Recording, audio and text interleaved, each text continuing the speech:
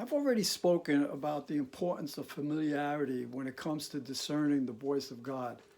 And I want to circle back to the question of how to distinguish our own thoughts from God's thoughts and impressions that come from God's Spirit. Simply put, they're different. But I need to be schooled in recognizing this difference.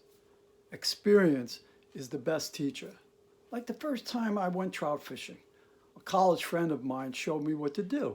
It was a simple cast and reel operation with the hope that some hungry fish would grab the bait off my hook for lunch.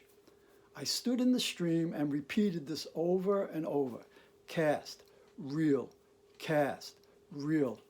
Every so often, I'd feel a tug on my line, and each time my heart jumped with excitement, the adrenaline flowed, only to discover, to my disappointment, that I had hooked a clump of weeds or a piece of driftwood.